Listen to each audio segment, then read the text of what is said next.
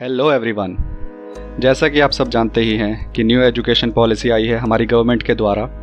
सो आप सबको भी कुछ कॉमन डाउट्स होंगे कि आखिर ये पॉलिसी है क्या, ये नया सिस्टम 5+3+3+4 क्या है, क्या नए चेंजेस हुए हैं एजुकेशन सिस्टम में। तो आइए शुरू करते हैं हमारा आज का discussion on new education policy 2020। आप देख रहे हैं ई-एडपोर्ट यूट्यूब चैनल। सो पहला क्वेश्चन ये कि नया एजुकेशन सिस्टम क्या है, ये 5+3+3+4 क्या है। Changes in the schooling system, ये एक नया सिस्टम है जो हमारे पुराने 10+2 सिस्टम को रिप्लेस करेगा आने वाले टाइम में। इस सिस्टम के अंडर पढ़ाई सेम ही होगी जैसे पहले होती थी, मगर यह सिस्टम नया इसलिए है क्योंकि अब इसमें प्री स्कूल, आंगनवाड़ी को भी इंक्लूड कर लिया गया है। सो बेसिकली पढ़ाई के लेवल्स डिफरेंट होंगे। जैसे प्री स्कूल से क्लास 2 तक को फाउंडेशन स्टेज कहा जाएगा जो कि 5 साल का होगा, और इस फाउंडेशन स्टेज में कोई एग्ज़ाम्स नहीं होंगे। फिर क्लास 3 to 5 को प्रिपरेटरी स्टेज जो कि 3 साल का होगा। उसके बाद क्लास 6 to 8 को मिडिल स्टेज कहा जाएगा जो कि फिर से 3 साल का है। और फिर एंड में क्लास 9 to 12 जिसे सेकेंडरी स्टेज कहा जाएगा, यानी जो पहले +2 होता था वो अब +4 हो जाएगा, जिसमें और क्लासेस भी ऐड हो जाएंगी। इस सिस्टम में पढ़ाई की टेक्निक्स डिफरेंट होंगी और कुछ नई भी होंगी। जैसे अब प्री स्कूल से क्लास 5 तक पढ़ाई रीजनल लैंग्वेज में या नेटिव लैंग्वेज में होगी, जिसमें कोई पर्टिकुलर लैंग्वेज फोर्स नहीं की जाएगी। Vocational subjects from grade 6, class 6 से आगे की क्लासेस में वोकेशनल कोर्सेज कराए जाएंगे, जैसे कि कारपेंट्री, पॉटरी, गार्डनिंग एक्सेट्रा। और इंटर्नशिप भी इंक्लूड की जाएगी, साथ ही कोडिंग को भी इंक्लूड किया जाएगा।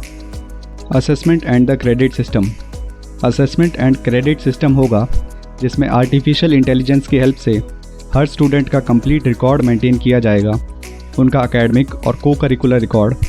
और एक एकेडमिक बैंक ऑफ क्रेडिट भी होगा जिसमें क्रेडिट्स स्टोर होंगे स्टूडेंट्स के।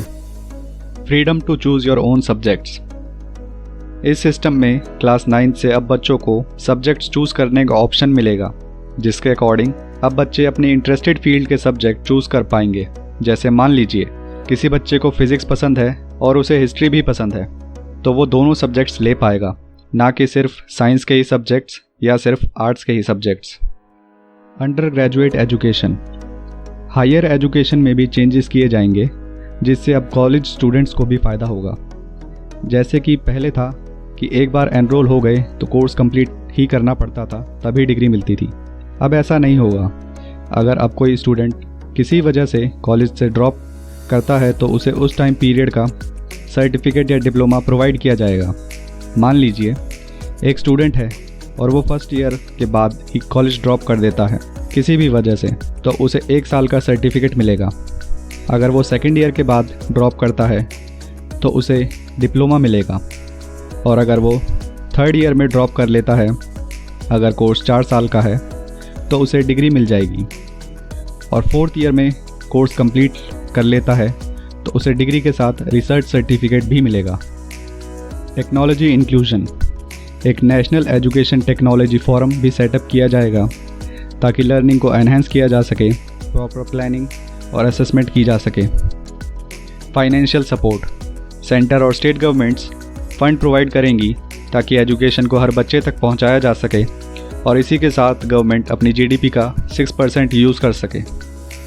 Higher education commission of India, government एक higher education commission of India setup करेगी जो कि सभी एजुकेशनल बोर्ड्स को गवर्न करेगा, जैसे कि यूजीसी, AICTE, मगर मेडिकल और लीगल बोर्ड्स इसके अंडर नहीं आएंगे।